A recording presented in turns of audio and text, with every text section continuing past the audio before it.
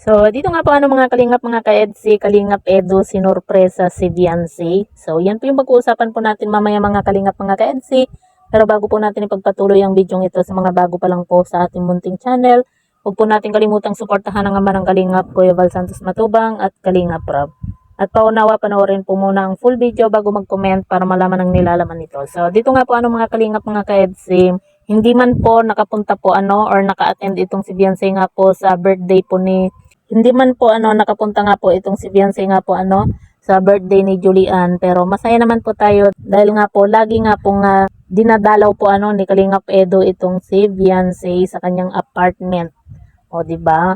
At meron pa pong pa-flower at pa-Jollibee. Diba? Sana all may pa-flower.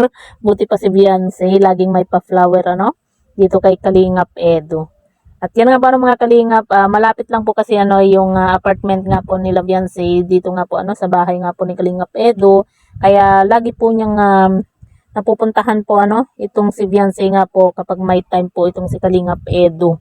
At syempre namimiss din po ni Kalingap Edu nga po itong si Beyonce, lalo na kapag yung sa pag-scout po ni Kalingap Edu. Syempre namimiss po niya itong si wifey nga po kasi 'di ba nung bakasyon lagi pong kasama nga po ni Kalingap Edu Kalingap Edu itong si Beyonce nga po sa pag-scout at cameraman po minsan din po itong si Beyonce nga po.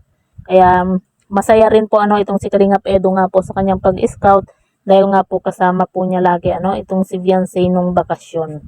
Pero ngayon po syempre busy na po itong si Beyonce nga po sa kanyang pag-aaral, lalo na po at first year college na po itong si Beyonce, kaya wala rin po itong si Beyonce nga po sa birthday nga po ni Julian. Pero yun nga, siyempre priority din po ni Beyonce nga po yung kanyang pag-aaral nga po, at alam naman po natin na college na po itong si Beyonce, hindi po kagaya po dati na lagi po siyang nakaka-attend po sa mga ganitong okasyon, gaya nga po pag may birthday, di ba?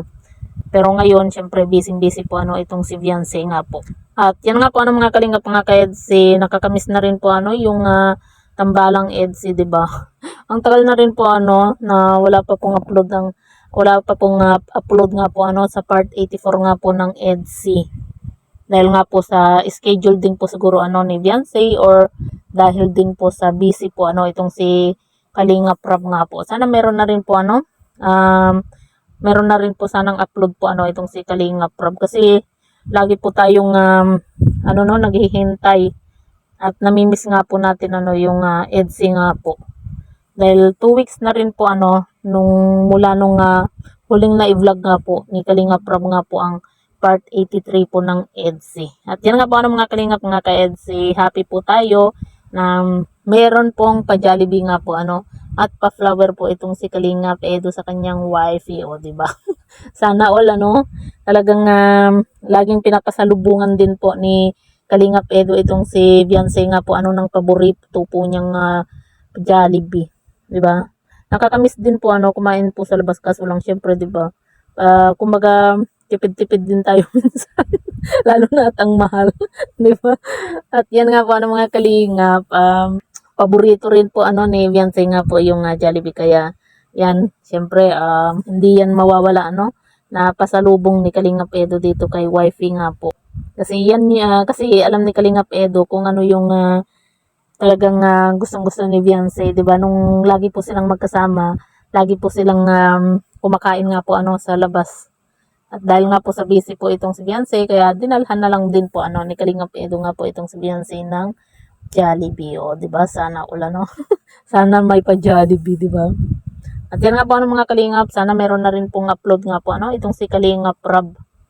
Dahil nakakamiss na rin po, at marami na rin po syempre yung nag-aabang nga po sa part 84 nga po ng Tambalang EDSI.